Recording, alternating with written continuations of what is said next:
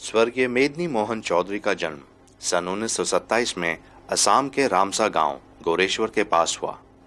आप स्वर्गीय श्री हितराम चौधरी और स्वर्गीय श्रीमती सरला बाला चौधरी के सुपुत्र थे। श्री मेदनी मोहन चौधरी ने अपनी प्राथमिक शिक्षा गोरेश्वर से और माध्यमिक शिक्षा नलबाड़ी से प्राप्त की। उसके पश्चात इन्होंने गुवाहाटी के कॉटन कॉलेज से स्नातक डिग्री हासिल की। इन्होंने सन 1956 में असम सिविल सर्विस में अपना कदम रखा और 1986 में आप असम सरकार के रेशम विभाग के संचालक के पद से निवृत्त हुए। सन 1948 से इन्होंने अपना साहित्य जीवन का प्रारंभ किया और कई असमिया अखबारों और पत्रिकाओं में लिखने लगे। इस दौरान इन्होंने 20 उपन्यास, 3 भ्रमण कहानियां, 60 लघु कहानियां, 10 कविताएं और अनेक पहलुओं पर करीब 150 लेख लिखे। स्वर्गीय श्री चौधरी असमिया तथा दैनिक शांतिदूत अखबारों के संवाददाता भी रहे। सन 1981 में इनकी उपन्यास तात नौदी नासिल के लिए इन्हें असम प्रकाशन परिषद पुरस्कार से सम्मानित किया गया और 1999 में विपन्नो समय नामक उपन्यास के लिए साहित्य अकादमी पुरस्कार से नवाजा गया। सन 2002 में असम सरकार ने इनको विष्णु राभा पुरस्कार तथा त्रिपुरा सरकार ने अत्युत्तम पुरस्कार से सम्मानित किया। इस महान साहित्यकार का निधन 13 फरवरी 2003 में हुआ और साहित्य जगत से ये एक सितारा हमेशा के लिए लुप्त हो गया।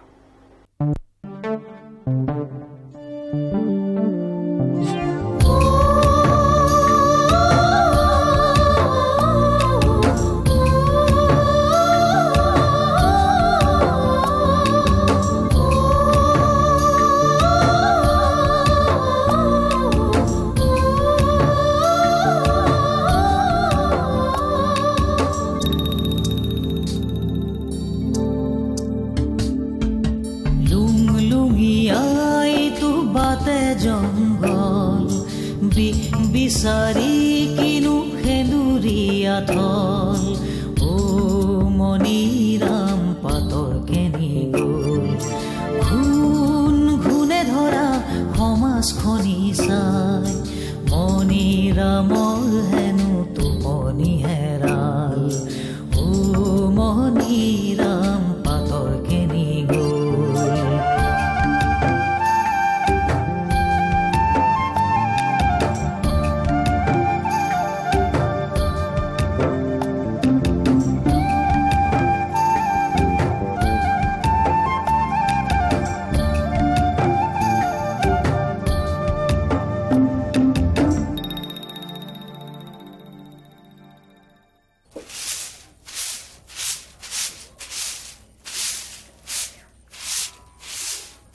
গাটো তিয়াই ল'ব লাগিছিল নহয়।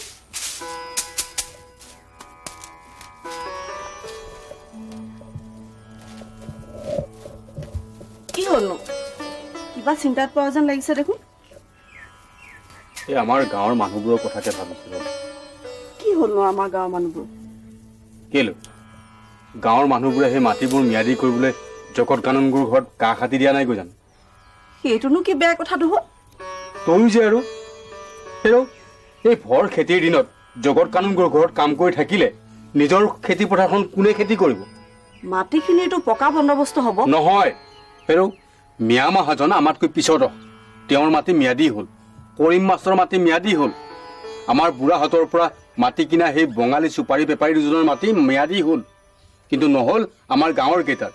অথচ বছৰে বছৰে গেবাৰী খাটি আছে সেই কানুনগুৰ ঘৰত। তোমাৰ কথা শুনি থাকিলে আমাৰ ফালে আধ্যায় হ'ব আৰু তাতখনতে এপাক বহিম বুলি ভাবিছিলোঁ, নহ'ব আৰু আজি।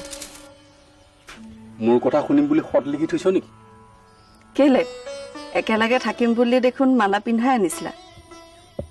আৰু জহন নিজাতি লাজৰ মূৰটো খালী হ'ব পাৰে। ল'ৰা ডাঙৰ হ'ল, গম আছেনে?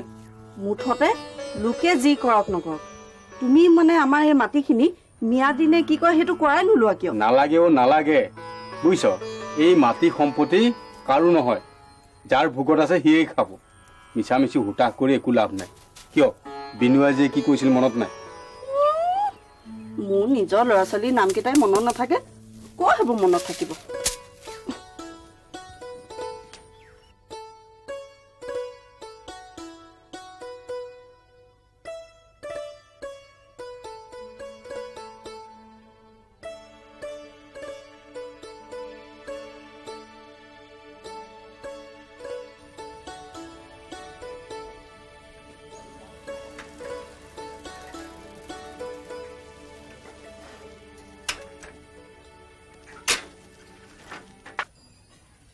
বোলো হেৰা দধিৰাম, ঘৰত আছানে?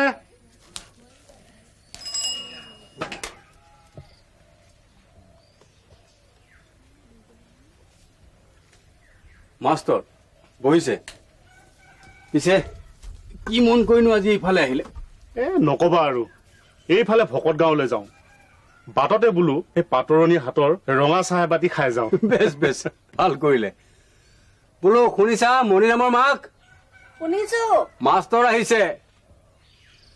পিছে আজি স্কুললৈ যোৱা নাই হ'ব পাই? কামটো গধুৰ, সেইবাবে স্কুলৰ পৰা সোনকালে গুচি আহিলো। পিছে ধান কটা হ'লনে?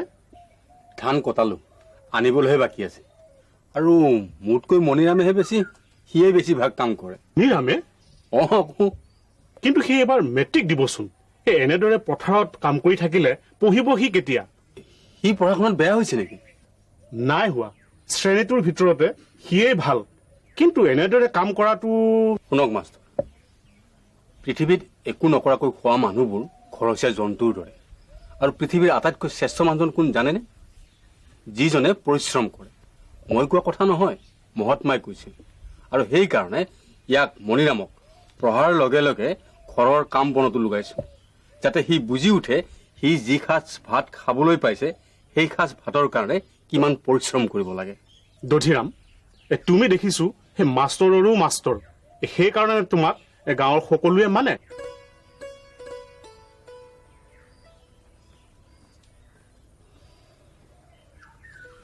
এটা কথা কি জানে মাষ্টৰ, সৎ হোৱাটো সহজ, কিন্তু তাক বৰ্তাই ৰখাটোহে ডাঙৰ কাম। চাহ লওক। চাওক, বহিব দেই। হয়।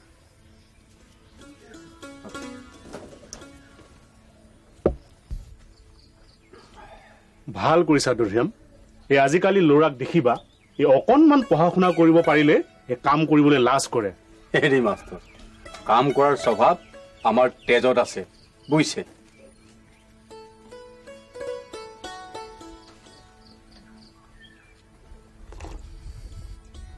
দধিৰাম, কথা এটা ক'বলৈহে মই সোমালো।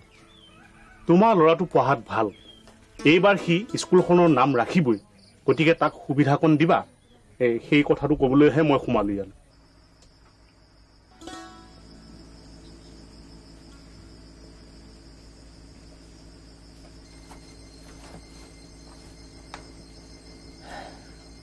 Try again. Here's a lesson you should heed. Try again.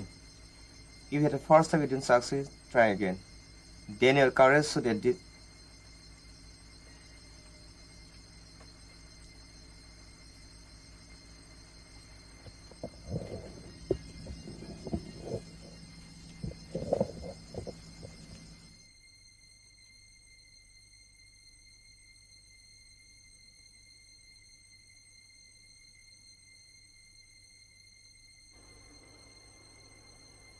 মৰমৰ মণি, বুকুৰ মৰম তোমালৈ যাচিলোঁ। ভালকৈ পঢ়িবা, পৰীক্ষা পালেহিয়ে। পঢ়িবলৈ বহি মোৰ কথা ভাবি নাথাকিবা আকৌ। পৰীক্ষাৰ সময়ত বেছিকৈ লিখি তোমাৰ সময় নষ্ট নকৰোঁ। পুনৰ মৰমেৰে ইতি তোমাৰ মৰমৰ মালতী।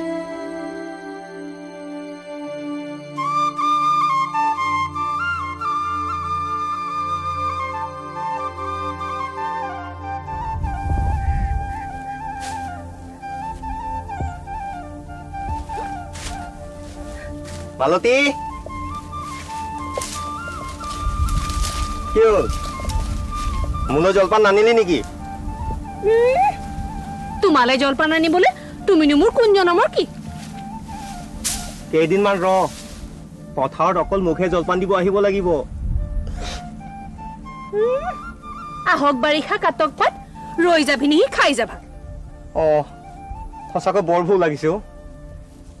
ঘৰৰ পৰা আনিবলৈ নহ'ল, খৰকৈ আহিলো যে, তোক লগ পোৱাৰ আশাত আকৌ। পিতাই লৈ জলপান আনোতে তোমালৈ অলপ লৈ আনিছো, লুকুৱাই। ব'লা তালৈ যাওঁ, ব'লা ব'লা।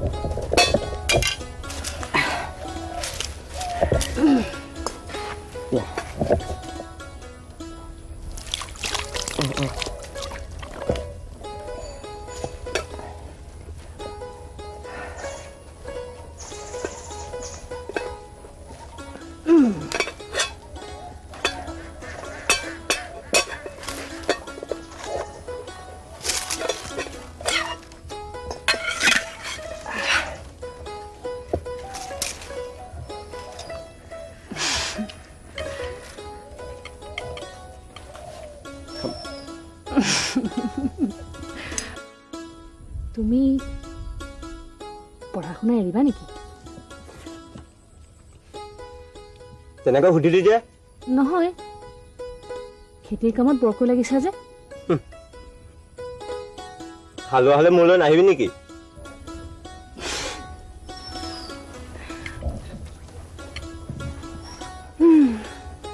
মই ডাক্তৰণী হ'ম, হ'মেই। আৰু ডাক্তৰণীৰ লগত হালোৱা জোৰ যদি আহে তেন্তে কোনো কথা নাই।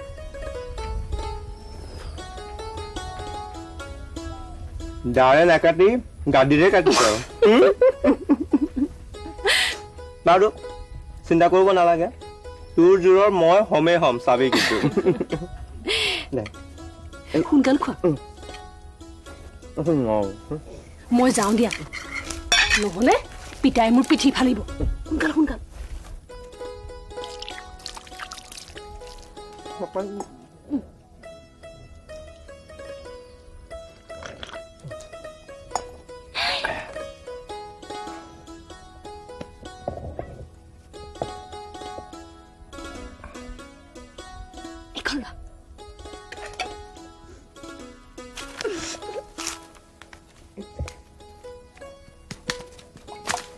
এই মালতী,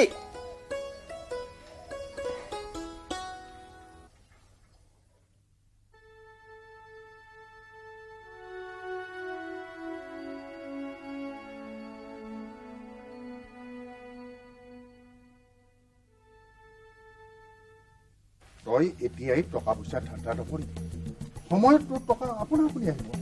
তই মাথোন এতিয়া কামবিলাক শিকি ল। তুমিনো কিখন শিকিলা? চাকৰি কৰিলা, নানানকৈ হলা, এতিয়া আহি পেলাই তুমি ৰিটায়াৰ্ড কৰিলা।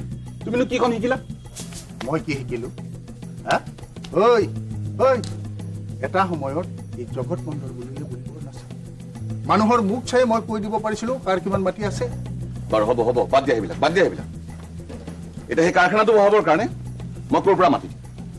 ইফালে SDC চাহাবে কৈছে যে 2 দিনৰ ভিতৰত যিকোনো প্ৰকাৰে মই মাটিখিনি উলিয়াই দিব লাগে। হা ঐ, চৰকাৰী কামৰ কাৰণে খালী মাটি নালাগে নহয়, মাটি হ'লেই হ'ল। ঐ, তই মণ্ডলৰ চাকৰিটো কিয় কৰিছ? হে কিয় সেই দধিহঁতৰ গাঁওখন তই দেখা নাই জানো? কিন্তু দেউতা সেইটোতো বুজা নাই নহয়। ব'ল সেই ভিতৰত চাহ একাপ খাম, সকলোবিলাক তাতে বুজাই দিম। ব'ল।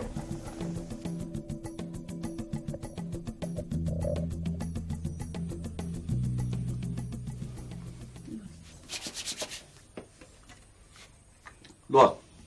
তই বুজা নাই নহয়, সেই দধিহঁতৰ গাঁওখনৰ লগতে জুৰিটোৰ পাৰতে আৰু পাহাৰখন সকলোবিলাক ধৰি দিয়ে। ৰবাচোন ৰবা, তুমি যে কৈছা সেই দধিহঁতৰ গাঁওখন ধৰি দিয়াৰ কথা, সেই গাঁৱৰ মানুহবিলাক ক'লৈ যাব?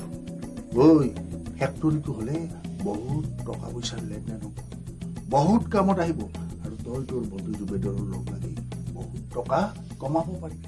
কেনেকুৱা মানুহ হয়নে আপুনি?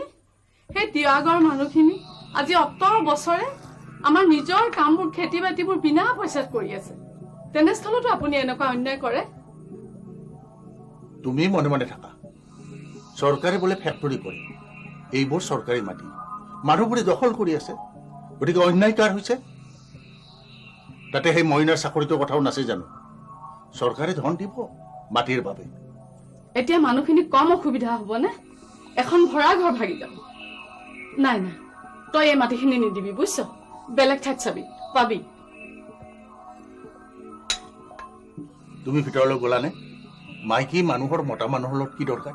কি কাম আছে ইয়াতে? তোমাৰ কাম পাকঘৰতে। হে মতা মানুহৰ কথা নুবুজো, কিন্তু ন্যায় অন্যায় বুজো। এয়া অন্যায়। এনে অন্যায় কৰিলে ভগৱানে নসহে দেই, কৈ থলো। ভগৱান হা দেওশাল মন্দিৰৰ আটাইতকৈ বেছি পূজা ময়েই দিওঁ, গতিকে ভগৱানে মোকহে চাব। হা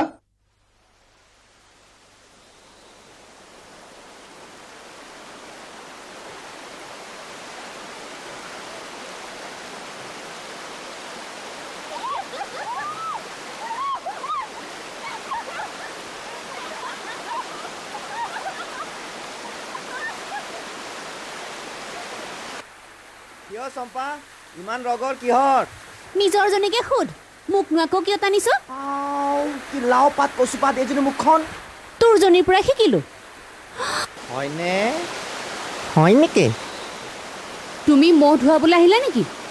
নহয়, তুমি পানী নিবলৈ অহা বুলি গম পাই পিছে পিছে আহিল। মোৰ পিছে পিছে ঘূৰি ফুৰিলে হ'ব জানো? মেট্ৰিকৰ ৰিজাল্ট দিব হ'লেই কি কৰিবা পাছে? গুৱাহাটীলৈ যাম, তাতেই পঢ়িম। ময়ো তাকে ভাবিছোঁ জানা।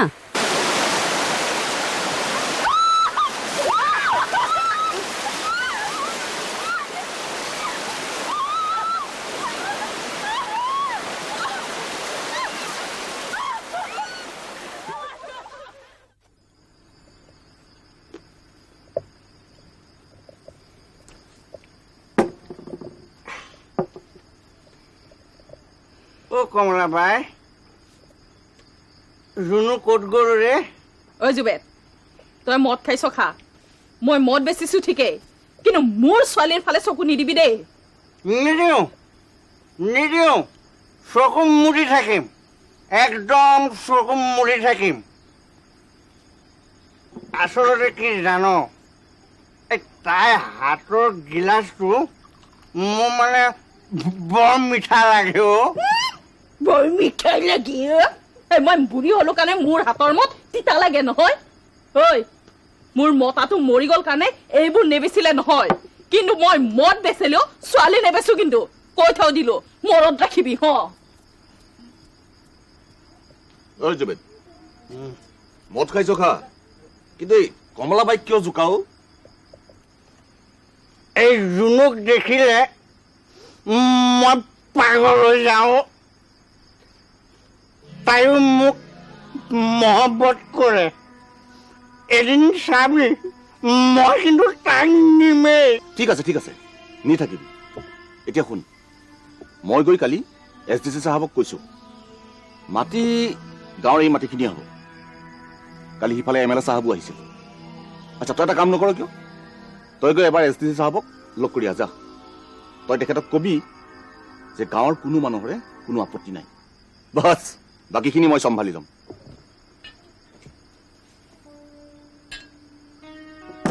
কেনেবাকৈ যদি ফেক্টৰীটো ইয়াত হয় নহয়, মই কিন্তু মালামাল হৈ যাম ৰে।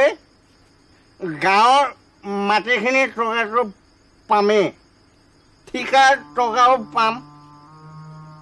তাতে দেউতাৰ দোকানৰ বাদেও এখন কিন্তু মই ষ্টেণ্ডাৰ্ড দোকান আৰম্ভ কৰি দিম চাহাববোৰৰ বাবে।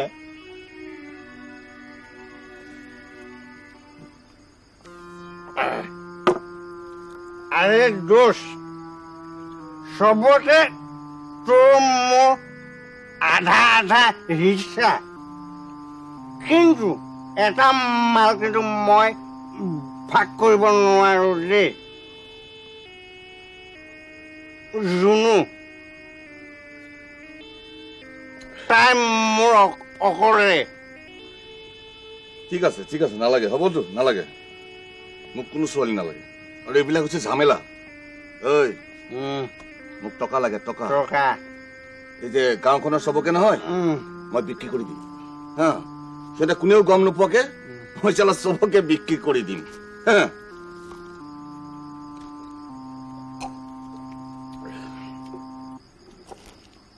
মাৰ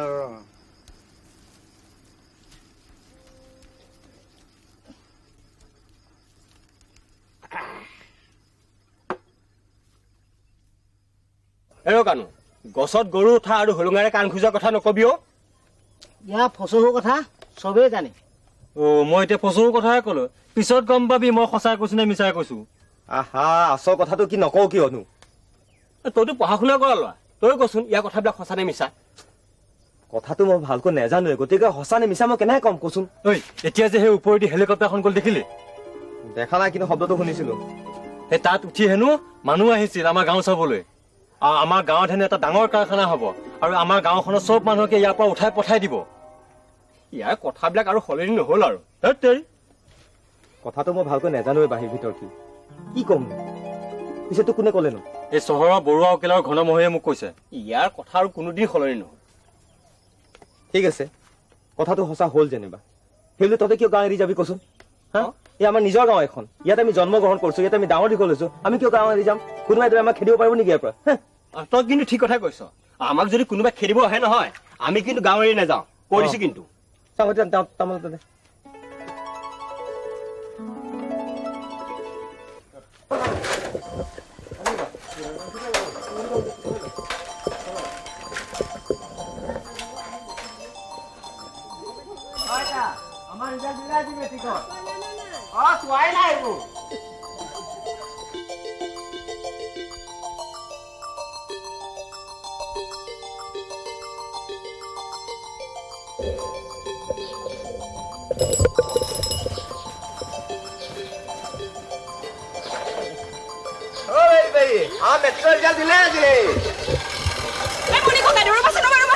ৰিজাল্ট কি হ'ল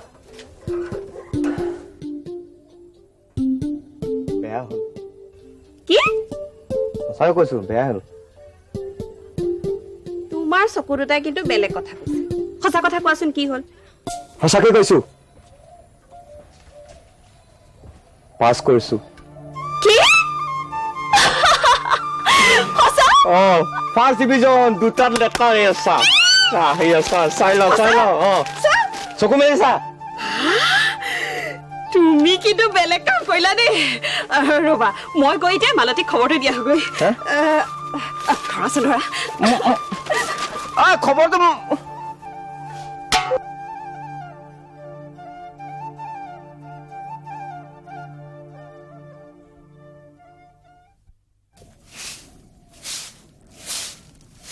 চম্পা ঐ চম্পা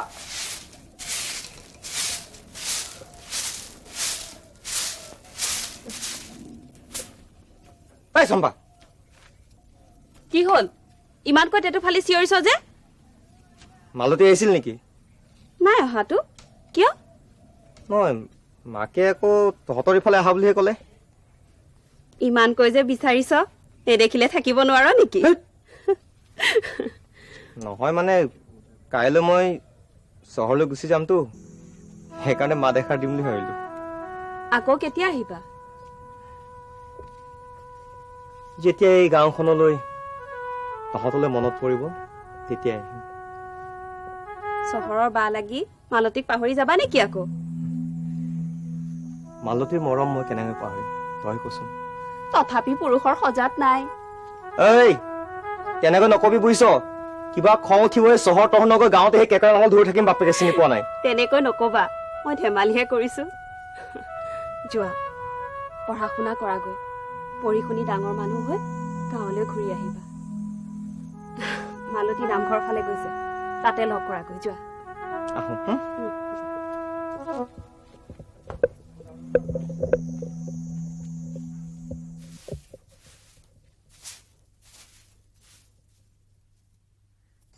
কি ফালে চাবা কামেই চাবা নে পঢ়া শুনাই চাবা কেওফালে চুকাতে গেলা এৰা সি কাৰ নাতি গম পাইছানে নাই হুমৰাম পাটৰৰ নাতি হুমৰাম পাটৰ যিয়ে দেশ স্বাধীন কৰিবলৈ গৈ পুলিচৰ গুলীত মৰিছিল সেই হুমৰাম পাটৰৰ নাতি সি ঠিক কৈছা দধিৰাম সেই দাইটিক মোৰ ভালদৰে মনত আছে নহয় বৰ সাহসী মানুহ আছিল ব্ৰিটিছৰ গুলীত মৰিল তাতে আকৌ ইয়াৰ সিংহ ৰাশি মঙলবাৰে জন্ম ই কথা খাব মোৰ বোধেৰে ই চিপাহী হ'ব লাগে দেশ ৰক্ষা কৰা মিলিটেৰীৰ চিপাহী পিছে মণিৰাম তই কেতিয়া যাবি ছাৰ মই অহাকালিলৈ যাম ক'ত থাকি পঢ়িম বুলি ভাবিছ এই অঞ্চলৰ আমি 3জন যাম গতিকে আটাই মেলি ভাড়াঘৰ কৰি থাকিম। যা যা এই ভালকৈ পঢ়া শুনা কৰিবি, দেশখনৰ নাম ৰাখ, জাতিটোৰ নাম ৰাখ। তেনে ছাৰ আপোনালোক অলপ বহক, মই লগৰ কেইজনমানক মাত দি আহোঁগৈ।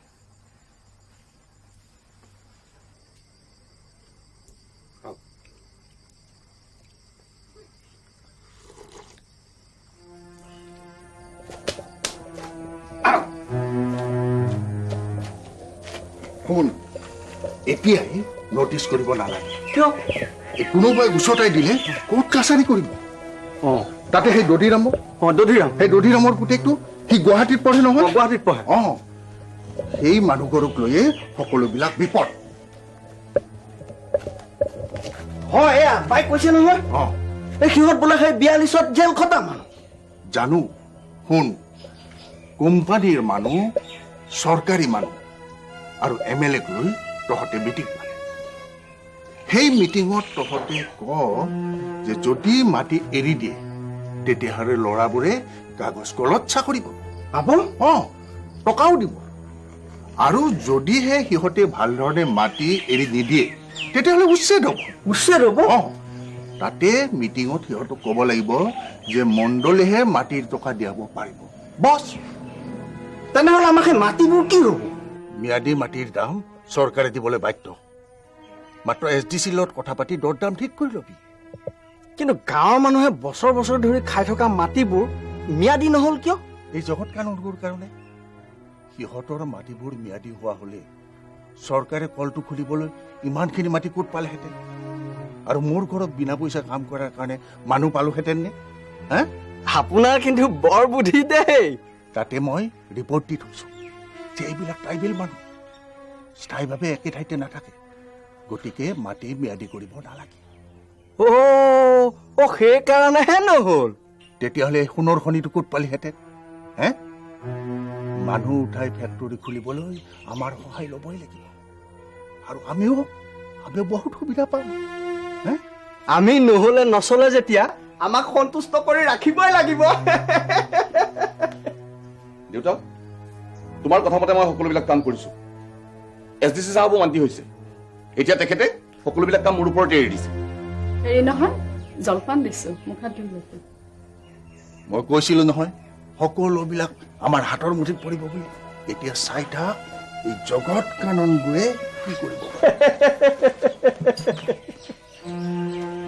বতী, শান্তনু বিয়াখনকে পাতক। হয় নেকি? দিয়া আকৌ ছোৱালী এজনী। ছোৱালী আছে নহয়। লোৱা বল। এই বুঢ়ীক কিয় লগাই আছো? পাইছো চান্সত কৈছো আৰু দে। ৰহ এটা কাম কৰ, আজি সন্ধ্যাটো এপাক আমাৰ ঘৰলৈ আহ। গধূলা আহিম দে। এটা নতুন প্লেন কৰিম। নতুন? আছো নহয় ৰেডি।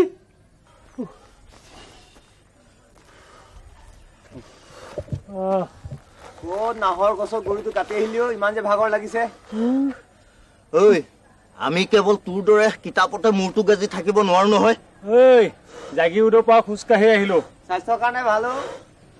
চুপতি নামাৰিবি, কথা এটা কওঁ শুন। দুটা ক। আৰ্মিত মানুহ ল'ব, খানাপাৰাত ইণ্টাৰভিউ দিবি নেকি? তহঁতে? দিম। খাটাং নে? খাটাং। অলপ চিন্তা কৰো ৰ।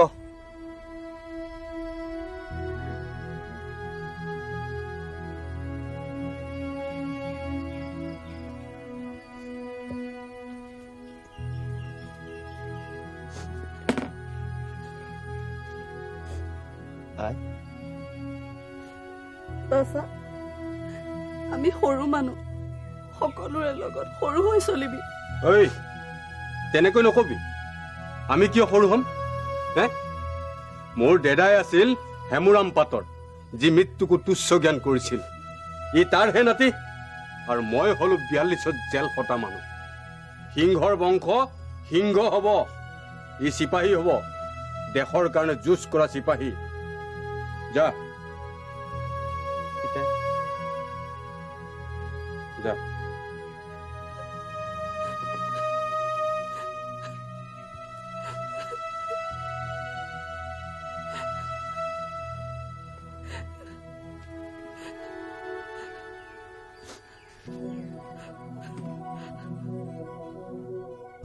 মই কিন্তু দিম। পালে যাম আৰে প্ৰমোচন হয় ইয়াত হে ঐ ঐ অফিচাৰ হ'মগৈ অফিচাৰ আৰে ৰিটায়াৰ পিছত বেলেগ চাকৰি পাবলৈও সুবিধা হয় না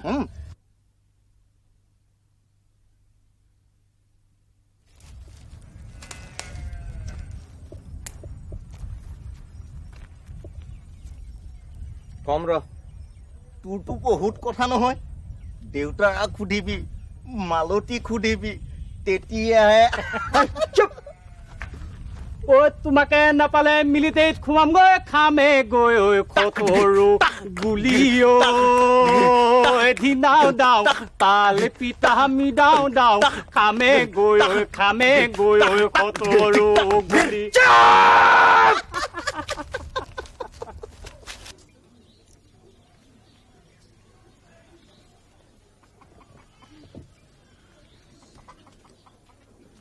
অ বাই কি কৰিছানো অ জুবেদ বহ বহিছো দে কিনো কৰিবি এই বিহু পালেহি নহয় সেইকাৰণে মদ অকমান বেছিকৈ বনাইছো অ তাতে হ'বলা আকৌ তোৰ সেই গুৱাহাটীৰ পৰা বোলা ভাগিনেও আহিছে নহয় ভাগিন অ মণিৰাম অ সি আহিছে নেকি সি আহিছে যদি আমাৰ ঘৰলৈ এপাক আহিবই সেই ককাইদেউহে নাহে কিয় মই মদ বেচা বাবে বুঢ়াৰ পেটে পেটে খং তয়ে কচোন জুবেদ মই বাৰু বিধৱা মানুহজনী মদ নেবেচি খাওঁ কেনেকৈ এটা কথা নহয় বাই ইয়াত বোলে কাৰখানা হ'ব ঘৰ হ'ব তই কলৈ যাবি ক'ত থাকিবি কি কৰিবি কলৈনো যাম ছোৱালীজনী গাভৰু হ'ল তাইক বিয়া দি কৰবাত চুক এটাত পৰি থাকে হেৰ কল কাৰখানা যিয়ে নহওক মদ খোৱা মানুহ আহিবই অ পাৰিবি অকলে সময়ত গম পাবি নহয়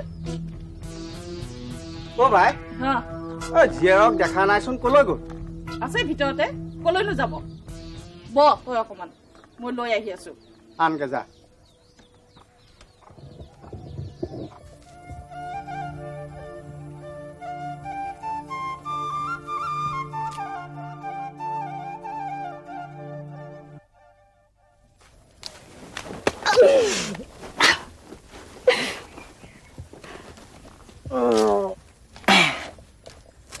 মালতী আহিলি তুমি মাতিছা আৰু নাহি পাৰোনে অহাৰ পৰা তোক লগ ধৰিবই পৰা নাই পিছে কচোন তোৰ পৰীক্ষা কেনে হ'ল বৰ সময় দি পালা খবৰ ল'বলৈ কালি কলৈ গৈছিলা তোৰ কাৰণে কপৌ ফুল বিচাৰি পাহাৰে পাহাৰে ঘূৰি ফুৰিছিলো পালা নাপালো কিন্তু চিন্তা নকৰিবি মই অহাকালি আকৌ কপৌ ফুল বিচাৰি যাম তোৰ কাৰণে নালাগে দিয়া তুমি যে মোৰ ওচৰলৈ আহিছা সেয়াই বহুত পিছে এবাৰ তই বিহু নাচিবিনে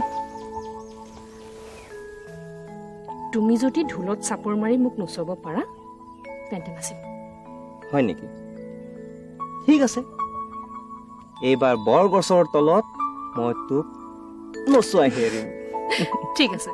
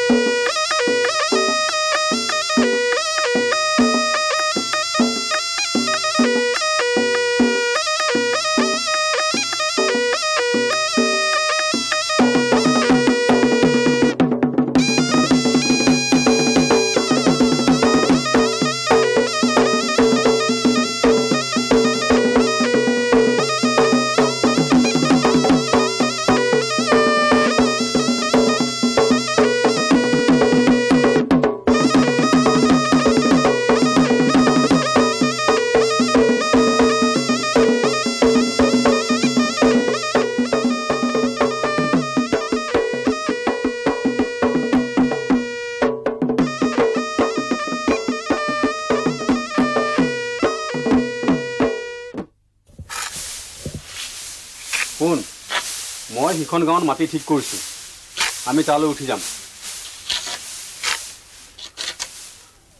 চা পিতাই এইখন গাঁৱতে মোৰ জন্ম ইয়াতে ডাঙৰ দীঘল হৈছো গোটেই গাঁওখনে কেনেকৈ যাওঁ কচোন? তইতো জানই চৰকাৰে মাটি লৈ লৈছে, ল'ৰাবোৰখিনি চাকৰি দিব, মাটিৰ দামো দিব।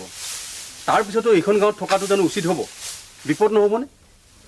তথাপি পিতাই চা, মই জানো মোৰ জনমৰ গাঁওখনেৰে অহা নাই হে? নৈ পাৰৰ সেই গাঁওখন একেটা ৰাতিতে বানে উটুৱাই নিলে। তাৰপিছত এমাহ থাকিলোঁ বাকৰি তাত। তাৰপিছত এইখন গাঁৱলৈ, এইখন গাঁৱৰ হাবি কাটি প্ৰথমে ময়েই গাঁৱৰ আনবোৰ মানুহক মাতি লৈ আহিছিলোঁ। এইখন গাঁৱৰ মাটিত মোৰ ঘাম আৰু তেজ মিহলি হৈ আছে। তোৰ আগৰজনী মাৰ আৰু বায়েৰক নৈয়ে উটুৱাই নিলে। ইয়ালৈ আহি আকৌ সংসাৰ কৰিছো। মোৰ জানো ভাল লাগিছে এই গাঁও এৰি যাবলৈ? কিন্তু ককাইদেউ, মানুহবোৰৰ মাটিৰ পতা চব একচনীয়া। সেই ম্যাদী নহলে টকা দিব জানো? বোধ কৰো নিদিয়ে, কিন্তু মই চৰকাৰৰ ওচৰত টকা বিচাৰি নাযাওঁ। এইবোৰ চৰকাৰী মাটিহে আছিল, আমি দখল কৰি লৈছিলোঁ, ইমান দিন খালোঁ, এতিয়া এৰি দিম। কিন্তু পিতাই, এই চৰকাৰখনে সাধাৰণ প্ৰজাক চাব লাগে নে নালাগে? লাগে।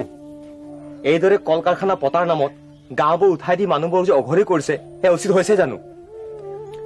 এনেকৈ পতা ঘৰ এখন ভাঙি আকৌ নতুনকে পতা মুখৰ কথা নে বাৰু? এই বাকী মানুহবোৰৰো বৰ বিপদ হ'ব। এফালে জগত, শান্তনু, জুবেক ইহঁতেও লাগিছে মানুহবোৰক উঠাবলৈ।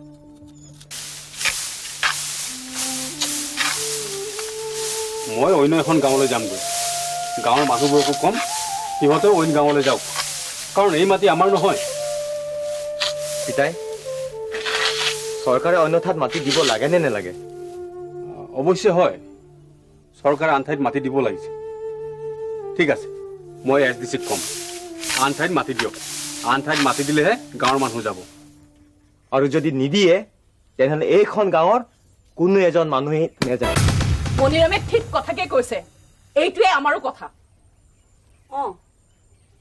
জয় হৰি বোলা, জয় ৰাম বোলা, হৰি নখা নখা মানে লাবা, মই গবিয়া নখা বিৰক মৰিয়া হৰি নখা নখা মানে লাবা, মই গবিয়া নখা বিৰক মৰিয়া কথা, মই তো বাৰী গাঁও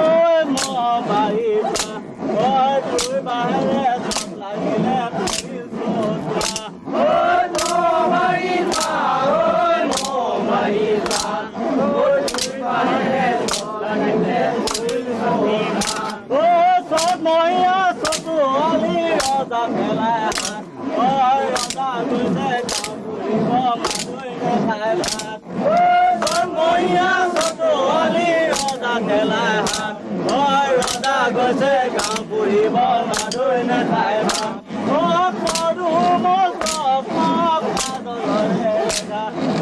ওলাই দেখা বিয়া জীৱনৰে দেখা দেখা হবে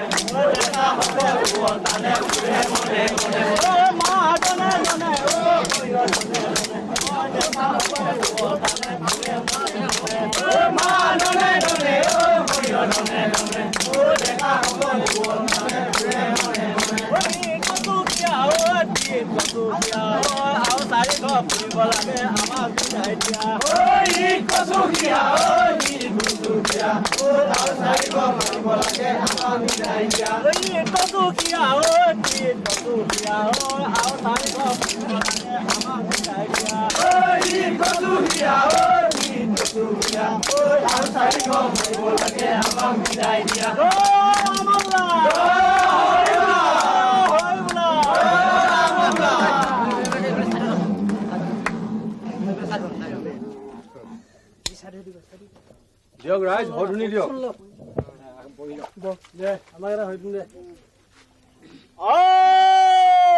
হৰে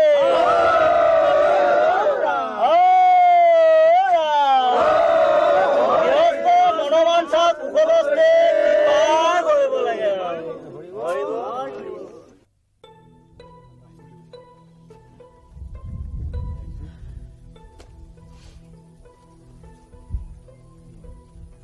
চা কামটো তহঁতে নিজেই কৰিব লাগিব এই কামটো তহঁতক কোনেও কৰি নিদিয়ে মই ইয়াত থাকি যুঁজিব পৰা হ'লেও ভালেই আছিল কিন্তু মোৰ পৰীক্ষা আছে মই যদি ইয়াত থাকি সিহঁতলৈ যুঁজি থাকো তেনেহ'লে মোৰ পৰীক্ষা দিয়া নহ'ব আৰু পিতাই সেইটো হোৱাটো মোৰ কেতিয়াও নিবিচাৰে তথাপি মই বাৰু মাজে মাজে আহি তহঁতৰ গাঁওখনৰ খবৰ লৈ যাম আমি কি কৰিব লাগে তাকে কওঁ আকৌ এটা কাম কৰ প্ৰথমতে তহঁতে SDC MLA আৰু সেই কোম্পানীৰ মানুহবোৰক লগ ধৰ সিহঁতক কবি যে আমাক টকা নালাগে তাৰ সলনি অন্য ঠাইত আমাক মাটিহে লাগে ঐ টকা নালাগে বুলি নকওঁ দেই বুজিছ ঐ চা টকাই ডাঙৰ নহয় বুজিছ টকাই সকলোবোৰ নহয় আচল হৈছে মাটি মাটি আমাক যদি অন্য ঠাইত মাটি দিয়ে তেনেহ'লে আমি আকৌ সকলোৱে মিলি তাত নতুনকৈ গাঁওখন পাতিব পাৰিম তই ভাবিছ নেকি যে টকা সিহঁতে লগে লগে দিব বুলি হা ঐ টকাৰ পিছত দৌৰোতে দৌৰোতে বুঢ়া হৈ যাবি মৰি যাবি তথাপি টকা নাপাবি কি কৰিম এতিয়া এটা কাম কৰ সকলোৱে গৈ চৰকাৰক ধৰগৈ আৰু কবি যে আমাক যে অন্য ঠাইত মাটি নিদিয়ে তেনেহ'লে এইখন গাঁৱৰ পৰা এটাও প্ৰাণী উঠি নাযায় বুজিছ তোৰ দেউতাই যদি লাগে কামটো হ'ব ঠিক আছে মই বাৰু পিতাইক কথাটো কম এটা কাম কৰো ব'ল তাৰ গাঁৱৰতো আৰু বহুতখিনি মানুহ আছে সকলোৱে কথাটো বুজাই কওঁ হা তেনেহ'লে বল বল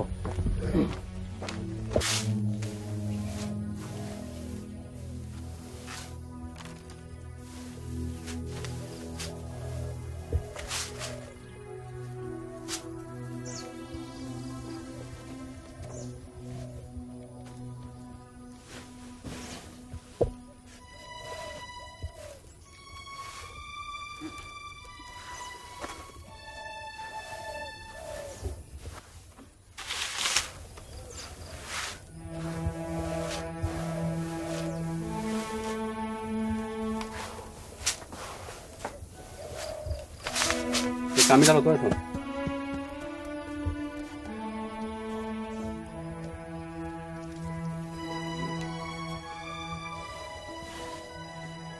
ককাইদেউ SDC কি ক'লে একো নকলা যে তেওঁক মই লগ কৰিলো কিন্তু SDCৰ সন্মুখত মই একো যুক্তি দিব নোৱাৰিম একো যুক্তি নোহোৱাকৈ এই যুঁজখনত মই কেনেকৈ যুদ্ধ কৰো কচোন কিন্তু মাটিখিনিতো আমাৰ মাটিখিনি আমাৰ নহয় চৰকাৰৰ আমি দখল কৰিহে লৈছিলো ইমান দিন থাকিলো এতিয়া চৰকাৰৰ প্ৰয়োজন হৈছে আমি এৰি দিব লাগে মাটি কাৰোবাৰ নামত থাকিবই লাগিব হয় চৰকাৰৰ নামত নহয় মানুহৰ নামত যদি চৰকাৰৰ নামত নাথাকে তেতিয়াহ'লে চৰকাৰে ক্ষতিপূৰণ দিব কিন্তু যদি মানুহৰ নামতেই নাথাকে চৰকাৰে কিয় ক্ষতিপূৰণ দিব কচোন এই যুক্তিহীন আইন বিৰুদ্ধ কথাটোত মই কেনেকৈ যুঁজ দিওঁ দুখ আমাৰ মানুহখিনিৰ গাতো আছে মাটিবোৰ আমি আগতে নিজৰ নামত কৰি ল'ব লাগিছিল কিন্তু সেইটো কৰা নহ'ল আৰু এই মহাবধি কামটো কৰিলে জগতে নিজৰ লাভৰ কাৰণে এই অন্যায়টো কৰিলে কিন্তু দখল বুলিতো কথা এটা আছে এই মাটিতে আমি ইমান দিনে থাকিলো আমাৰ হক নাই নেকি চাবলৈ গ'লে এয়া আইনৰ ফালৰ পৰা বেদখল চৰকাৰে উচ্ছেদ কৰিব পাৰে কিন্তু মই ভাবোঁ চৰকাৰে আমাক উচ্ছেদ কৰাৰ আগতে আমি ইয়াৰ পৰা যোৱাই ভাল অৱশ্যে চৰকাৰেও আমাৰ কথাটো বিবেচনা কৰি অইন ঠাইত মাতি দিব লাগে এয়া চৰকাৰৰ দয়া আমি দাবী কৰিব নোৱাৰোঁ হেৰৌ আমি দুৰ্গৰ বাহিৰত থাকি কৰা যুঁজখনত মইনো সেনাপতি হওঁ কেনেকৈ কচোন তুমি এটা বেলেগ গাঁৱত মাতিলৈ উঠি যাবা আমাৰবোৰৰ কি হ'ব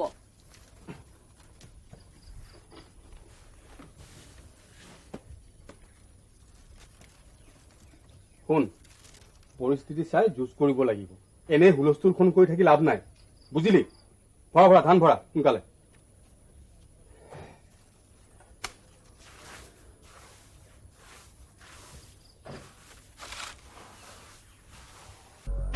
তহঁত কোনো কামৰ মানুহ নহয় কিছুমান কাম মই কৰিব নোৱাৰো তহঁতেতো কৰিব পাৰ নে নোৱাৰো কথাবোৰ মানে ধৰিব পৰা নাই যেতিয়া সকলো শেষ হ'ব তেতিয়া ধৰিব পাৰিবি মানে ল'ৰাবিলাকক ভাগ ভাগ কৰ সিহঁতক বেলেগে বেলেগে আশা দে কিছুমানক চাকৰি কিছুমানক ঠিকা এইবিলাক কৰ তেতিয়াহে সিহঁতে ভাগ ভাগ হ'ব তহঁতে যদি এইবিলাকে কৰিব নোৱাৰ তেতিয়াহ'লে অন্য কাম কেনেকৈ কৰিবি হে সিহঁতক ভাগ ভাগ কৰি দুৰ্বল কৰ আৰু সেই পুলিচৰ অচিটো এই যে অচিটো তাক তহঁতে হাত তাক লোভ দেখুৱা তাৰ দুৰ্বলতা ক'ত তাক বাহিৰ হে বৰ বৎস কথাবোৰ মানে প্ৰথমে একো বুজিয়ে পোৱা নাছিলো নহয়।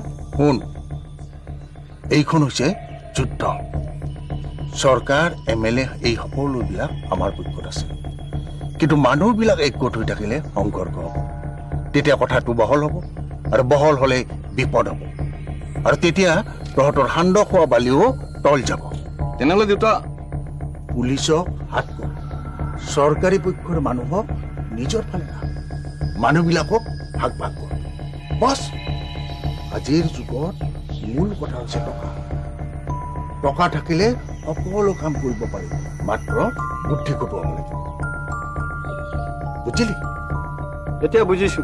আৰু এটা কাম কৰ এই যে দধি বুঢ়া তাক এটা টোপ দে আৰু সি যদি টোপটো দিলে তেতিয়াহ'লে কোনো চিন্তা নাই এইবাৰ বুজি পাইছো বাকী মানুহবোৰৰ মাটি ক'ত দিম আকৌ মাটি কেৱল আপোনাক দিম যদি আপুনি কয় তেতিয়াহ'লে গাঁৱৰ আৰু এজনমান মানুহক দিব পাৰিম তাৰমানে তহঁতে সকলোৱে মিলি মোক নৰকলৈ পঠাবলৈ যত্ন কৰিছ ন?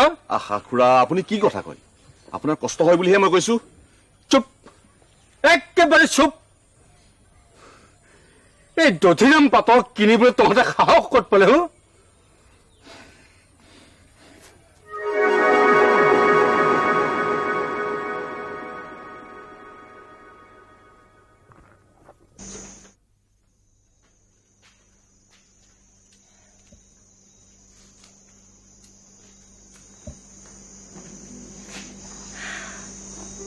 মই কনক দাইটিৰ লগত আহিলোঁ।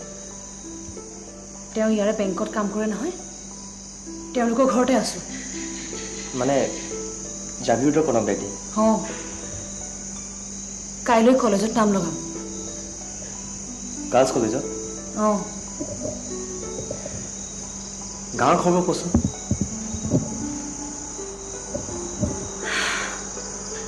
একেবাৰে বেয়া।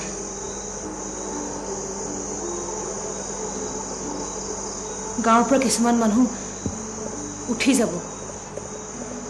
তোমালোকৰ নতুন ঘৰটো প্ৰায় হ'লেই।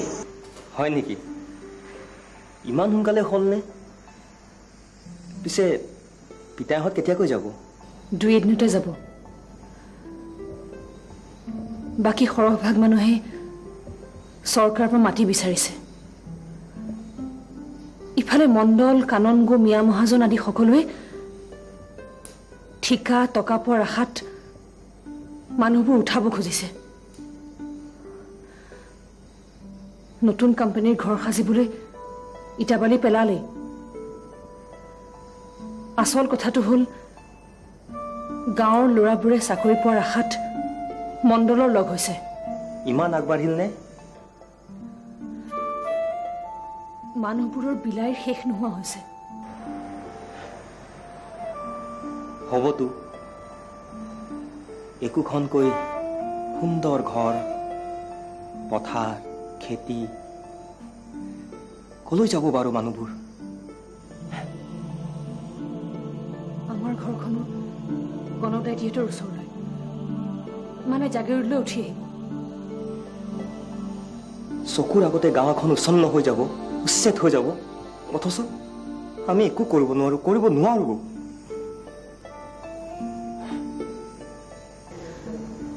গাঁৱৰ মানুহবোৰে হুলস্থুল কৰিছে কিন্তু একো লাভ হোৱা নাই। টকাৰ লোভত ঠিকাৰ লোভত মানুহবোৰ ভাগ ভাগ হৈছে। ঠিকাদাৰে কাম আৰম্ভ কৰিছে চৰকাৰখনো মানুহৰ লগত নাই। অসহ্য লাগিছে মালতী আগত পৰীক্ষা যাব নোৱাৰো একো কৰিব নোৱাৰো। মই বুজিছো তোমাৰ পিতাৰ ওপৰতে গোটেই গাঁওখনৰ ভৰসা আছিল। তেওঁ এতিয়া অন্য গাঁৱলৈ উঠি যাব। পিতাৰ কথা মই জানো। পিতাই আচলতে এই যুদ্ধত নামিব খোজা নাই। তাৰ কাৰণ হ'ল নীতিগতভাৱে মানুহবোৰে মাটিবোৰ এৰি দিব লাগে। এখন চৰকাৰৰ বিকল্প নকৰাকৈ এনেদৰে উচ্ছেদ কৰিব নোৱাৰে। বিশেষকৈ এখন উদ্যোগ প্ৰতিষ্ঠা কৰাৰ নামত এখন জনবসতি গাঁও কেতিয়াও উচ্ছেদ হ'ব নোৱাৰে।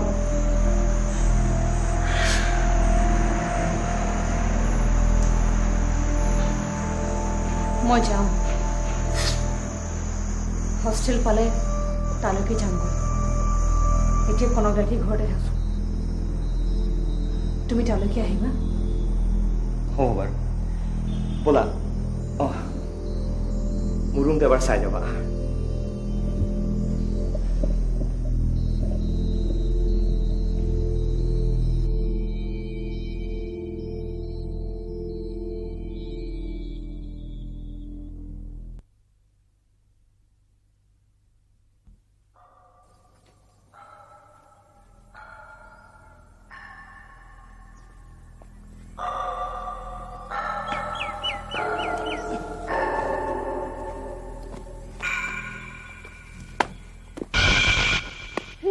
মণিৰাম, সিহঁতে 2 দিনতে আমাৰ গাঁওখন এক প্ৰকাৰৰ অধিকাৰ কৰি পেলালে।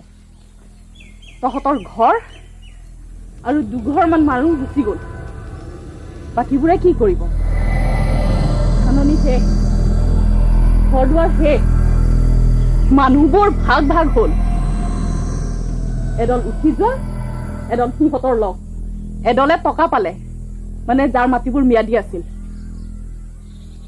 আৰু আমি দুখীয়া কেইটা না টকা পালো না কৰবালৈ উঠি যাব পৰা হলো। হয় কমলা তুমি, মই যেন শত্ৰুৱে আক্ৰমণ কৰি থৈ যোৱাৰ পিছত অধিকাৰ কৰা ৰাজ্যৰ মাজত যেন থিয় হৈ আছো। সেইকাৰণেতো তোক টাউনৰ পৰা ইমান খৰকৈ মাতি আনিছো। চামনীয়া, তহঁত উঠি গলেও আমাৰ মানুহখিনিৰ ভৰসা কিন্তু তহঁতৰ ঘৰখন। কিন্তু তোৰ পিতাই অসুখ টান, একেবাৰে বিচনাৰ পৰা উঠিবই নোৱাৰে। সেই অৱস্থাত তেওঁক কি কম, কি সুধিম? উঠি গলে আমাৰ মানুহবোৰ কলৈ যাব বাৰু? কলৈ যাব আৰু? সেই অনা অসমীয়াবোৰৰ দৰে ৰাস্তাৰ দাঁতিত থালি এখন দি হাজিৰা চাজিৰা কৰি খাব লাগিব। এইটো হ'ব নোৱাৰে, হ'বলৈ নিদিওঁ। মই কেতিয়াও হ'ব নিদিওঁ। চব মানুহক কৈ দে যে কোনেও নিজৰ ঘৰ বাৰী এৰি যাব নালাগে, গাঁও এৰি যাব নালাগে। পাছত কি হয় দেখা যাব। ঠিকাদাৰৰ পোৱালিহঁত, মই আহিছো মণিৰাম পাটৰ, সাৱধান হ। লালি, ঐ লালি,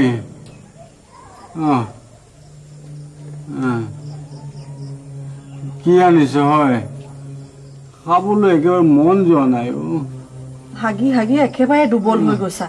খোৱাচোন, নহলে গাটো টঙাবা কেনেকৈ? আৰু এই ঔষধটো লৈ গৈ যা। আগতে এই বাৰ্লি পানী অকণ খাই লোৱা।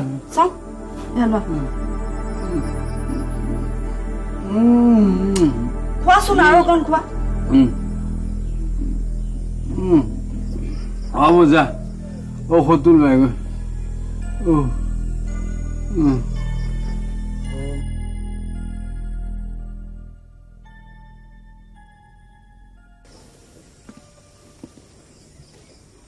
ঐ দধিৰাম কোন? মই দধিৰাম। কওকচোন দাৰোগাবাবু, কিয় বা আহিল? ঐ কোন আছ? হয়নে? এই চকী এখন আন। ঐ, মই তোৰ ইয়াত চকী পাৰি বহিবলৈ অহা নাই, তোক ধৰি নিবলৈ আহিছো। মোক ধৰিবলৈ? কিয়? কি দুখ কৰিলো মই? তই চৰকাৰী কামত হস্তক্ষেপ কৰিছ, বাধা প্ৰদান কৰিছ। তোৰ নামত এজাহাৰ আছে, বল থানালৈ। এই দিয়ক বুলি কৈছো। দাৰোগা বাবু, ইয়াৰ গা বৰ বেয়া, মৰি থাকিব, ইয়াক ধৰি নিনিব। এই দিয়ক বুলি কৈছো মই।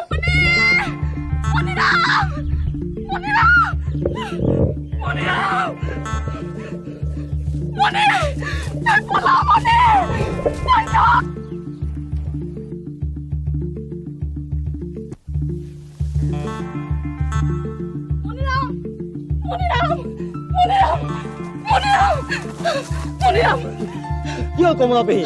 সৰ্বনাশ হ'ল, ককাইদেউ পুলিচে। কি? ৰবি ৰবি, তই নাযাবি, তোকো বিচাৰি পুলিচে চলাক কৰিছে। তই ইয়াৰ পৰা যা মণিৰাম, তোকো নিব। সেইবোৰ সেইবোৰ চা, সেইবোৰ সেয়া গৈ আছে, এইবোৰ ইহঁতৰ চব চক্ৰান্ত। তই ইয়াৰ পৰা পলা মণি, পলাই যা। ককাইদেউক মই চাম, তই চিন্তা নকৰিবি, যা মণি। পিতাই ধৰিলে দেখা নাই নেকি? দেখিছ, মই চাম, তই যা।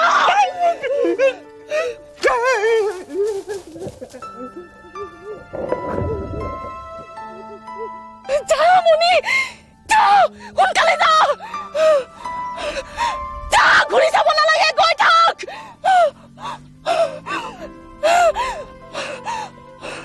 চম্পা,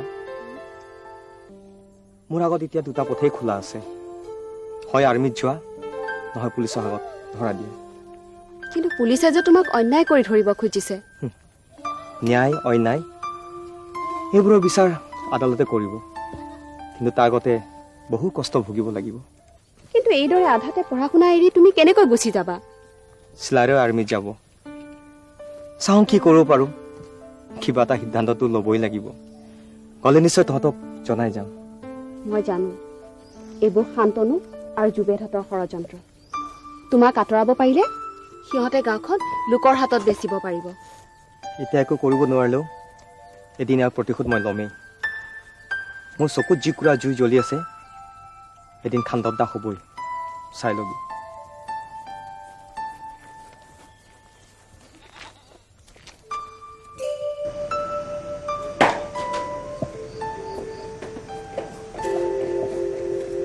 ইমান সোনকালে যে কামবোৰ হ'ব মই ভবাই নাছিলো। সৰু এখন গাঁৱৰ ঠাইত এখন শিল্পনগৰী হ'ল, সঁচাকৈ ভাল লাগিল। এইবিলাকতো চব আপোনাৰ কাৰণে হৈছে, আৰু তাৰ বাবে আপুনি চৰকাৰৰ পৰা প্ৰমোচনো পাইছে নে কি কয়? তুমিও জুবেদৰ লগ লাগে কিছু টকা ঘটিলা দিয়া। এইবিলাক চব আৰু আপোনাৰ আশীৰ্বাদ। বাইদেউ, এই জুবেদে বোলে মণিৰামৰ পেহেকৰ ছোৱালীজনীক পলুৱাই নিছে, কথাটো হয়নে? হয়, সি তাইক নিকাহ কৰালে, মাককো সৰু ঘৰ এটা সাজি টাউনতে থাকিবলৈ দিছে। কমলাবাই এতিয়া লাও পানী বেচেনে নাই? নাই, ল'ৰা এটা ৰাখি পিচি এটা খুলিছে, জুবেদাই কৰি দিছে। এই জেলৰ পৰা ওলাই মণিৰামৰ বাপেকজন বোলে ঢুকাই থাকিল, কথাটো শুনি বেয়াই লাগিল। কিছুদিন পিছত বোলে মাকজনেও ঢুকাই থাকিল। ভালেই হ'ল, মুক্তি পালে। এতিয়া পিছে মণিৰামো সেই আৰ্মিত সোমাল বোলে। শুনিছো, গাঁৱৰ মানুহ কিছুমান ওচৰৰ গাঁৱতে ঘৰ দুৱাৰ সাজি থাকিল, কিন্তু বাকীবোৰ মানুহ কলৈ গ'ল? কোনো হিচাপ নাই, যোনে যেনেকে য'তে সুবিধা পাই গুচি গ'ল। কিছুমানে বোলে এতিয়া টাউনতে ভিক্ষা কৰে। কিন্তু চৰকাৰী মাটি দখল কৰিলে তেনেকুৱা হ'বই দিয়াচোন। ঠিকেই। আচ্ছা, মই আহিছো। হয়।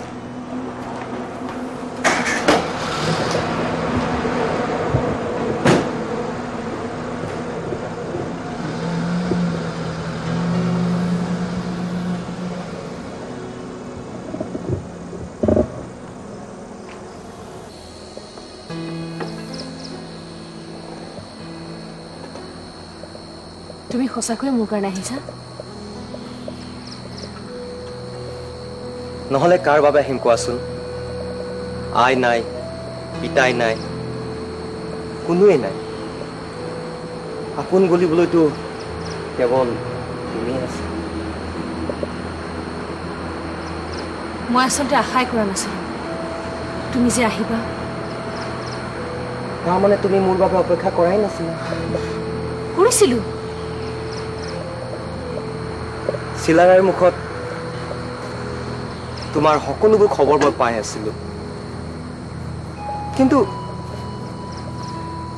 অসমলৈ আহিবলৈ নিজকে মই প্ৰস্তুত কৰিব পৰা নাছিলো। কাৰণ এখন মৰিহাললৈ পৰিণত হোৱা গাঁওখনলৈ কোন আহিব কোৱাচোন? মণিৰাম, আৰু মাত্ৰ কেইটামান দিন অপেক্ষা কৰা। মই ডাক্তৰ হৈ লওঁ, তাৰপাছত তোমাক লৈ মই এখন সৰু সংসাৰ পাতিম।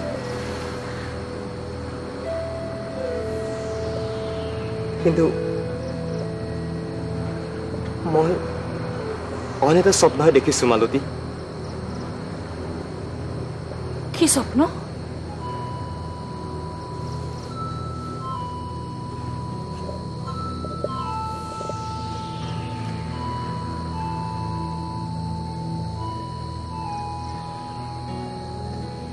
আমাৰ গাঁওখন মৰিশালীলৈ পৰিণত কৰা সেইকেইটাৰ ওপৰত প্ৰতিশোধ লোৱাৰ স্বপ্ন।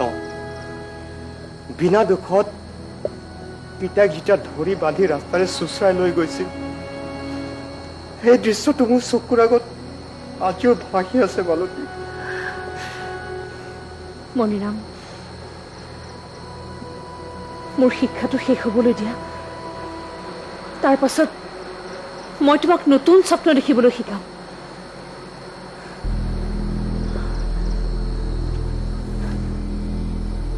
মণিৰাম, মই ৰম মালতী, তোমাৰ বাবে ৰম। মই কেৱল তোমাৰ বাবে অপেক্ষা কৰিম। মোৰ স্বপ্ন পূৰণ নোহোৱালৈকে মই তোমাৰ বাবে ৰম।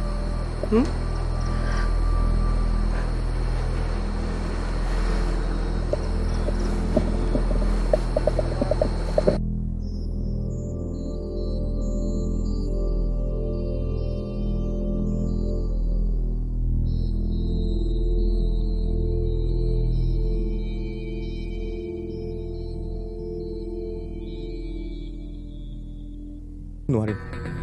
সেয়েহে মই আৰ্মি এৰি পলালো আৰু এই সহস্ৰ সংগ্ৰামত যোগ দিলো। তইতো জানই, তই মোক এতিয়া সহায় কৰ।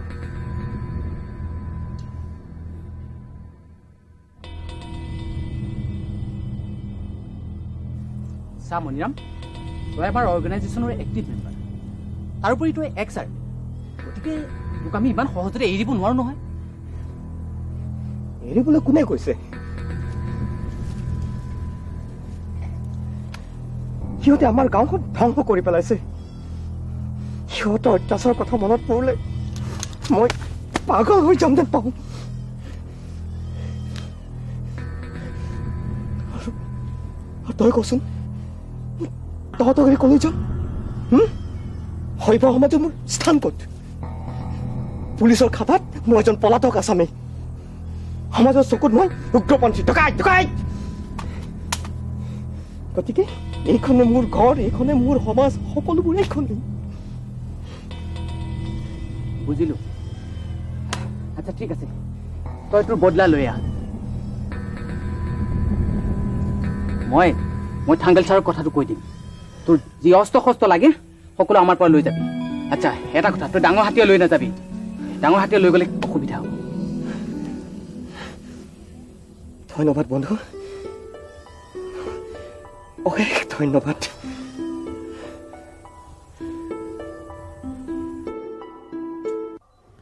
মালতী,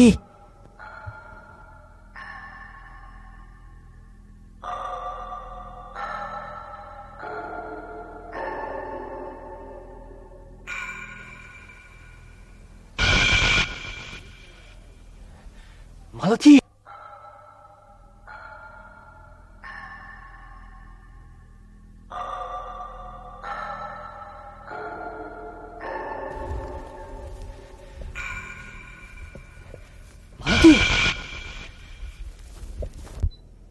মালতী। মণিৰাম, চুপ, তুমি চুপ। সেইবোৰ বহুত কথা। পুলিচে মোক বিচাৰি ফুৰিছে। ডিউটি কেইটালৈ? ৰাতি 9টা বজালৈকে। কিয়? তুমি মোক ৰবা, কথা আছে। কিন্তু তুমি কলৈ যোৱা? মোৰ এতিয়াও কৰিবলগীয়া বহুত কাম আছে মালতী। তুমি মুঠতে মোৰ কাৰণে ৰবা হস্পিটেলত। মণিৰাম, মই আহিম। মণিৰাম শুনাচোন, মণিৰাম।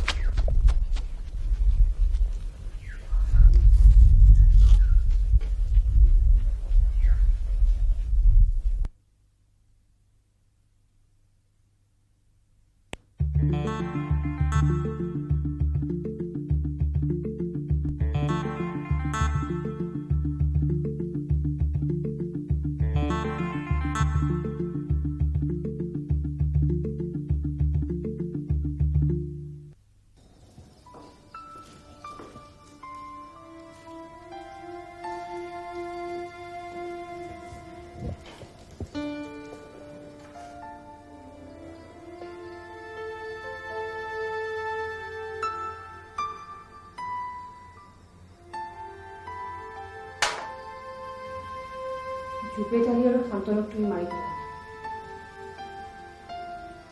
কাৰণ আমাৰ গাঁওখন উচ্ছন্ন কৰাৰ মূলতে সিহঁতে আছে আৰু কাক মাৰিবা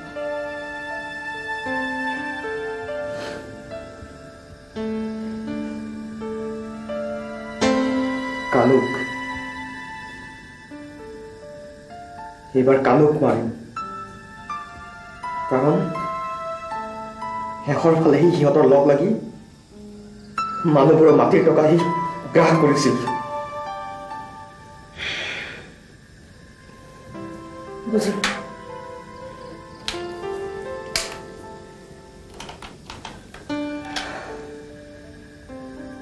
কিন্তু কি লাভ এই মানুহবোৰক মাৰি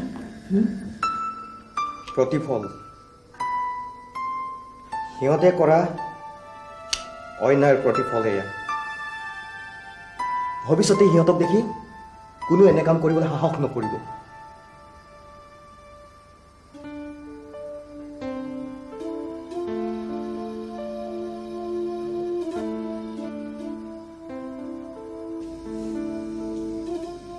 পৃথিৱীত বিভিন্নজনে অন্যায়ৰ কাৰণে বিভিন্ন শাস্তি পাইছে মৃত্যুদণ্ড হৈছে তথাপি অন্যায় অত্যাচাৰ কমিছেনে শিল্পনগৰী স্থাপন কৰাৰ কাৰণে আমাৰ গাঁওখন উচ্ছন্ন হ'ল দেশখনত যিমানে উদ্যোগ হ'ব একোখনকৈ গাঁও উচ্ছন্ন হ'ব তাত জুবেদালি আৰু শান্তনুৰ এচামে সহায় কৰিব কিন্তু সিহঁতক মাৰি এইবোৰ বন্ধ হ'বনে কোৱা হ'বনে বন্ধ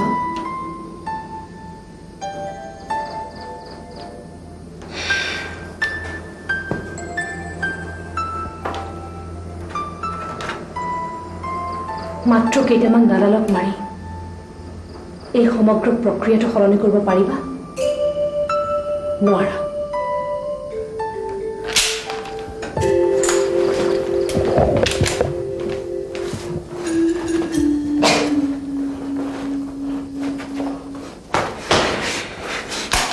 তেনেহ'লে কি বন্ধ নহ'ব নেকি আমি সাধাৰণ ৰাইজে সদায় এনেবোৰ নিৰ্যাতনত ভুগি থাকিব লাগিব নেকি অধৈৰ্য নহ'বা মণি এইবোৰ বন্ধ হ'ব কিন্তু বন্দুকেৰে নহয় বন্ধ হ'ব যেতিয়া সমগ্ৰ ব্যৱস্থাটো সলনি হ'ব আৰু এই ব্যৱস্থা পৰিৱৰ্তনৰ যুঁজত আমি সকলোৱে মিলি নামিব লাগিব আৰু বহুত পন্থা আছে মণি এক কথাত ক'বলৈ সহজ নহয়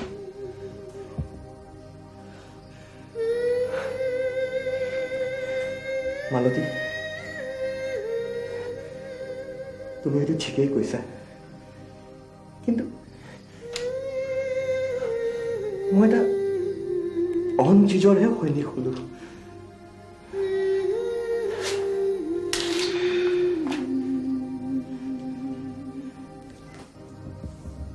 সপোন দেখিছিলো সকলোৱে দেখে তোমাক লৈ এখন সুন্দৰ সৰু সংসাৰৰ সপোন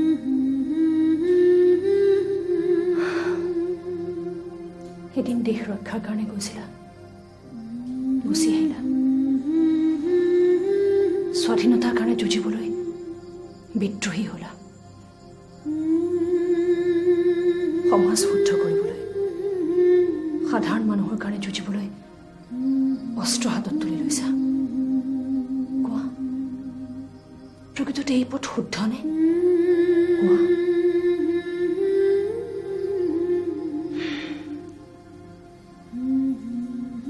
অলপ পাছতে হয়তো ইয়ালৈ পুলিচ আহিব তুমি পলাই যাব লাগিব পাৰা যদি নিজকে এবাৰ বিশ্লেষণ কৰি চাবা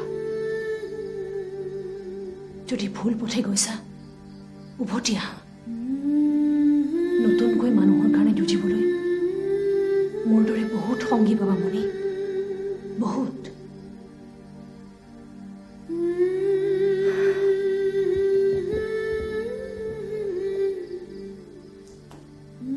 যদি যাব খুজিছা আন্ধাৰতে যোৱা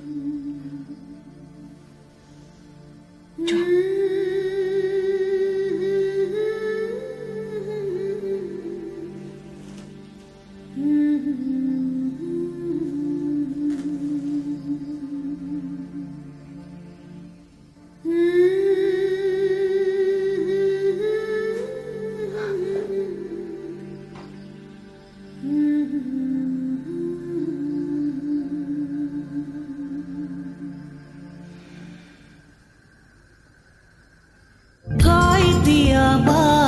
সুখে বাচি বাচি লৈ দুভৰি তেজ কণা এৰি এৰি থৈ মালতীৰে চকুত গোমা গোমা শাওন চকু পানীৰ হে নাই এটোপাল চকু পানীৰ হে নাই এটোপাল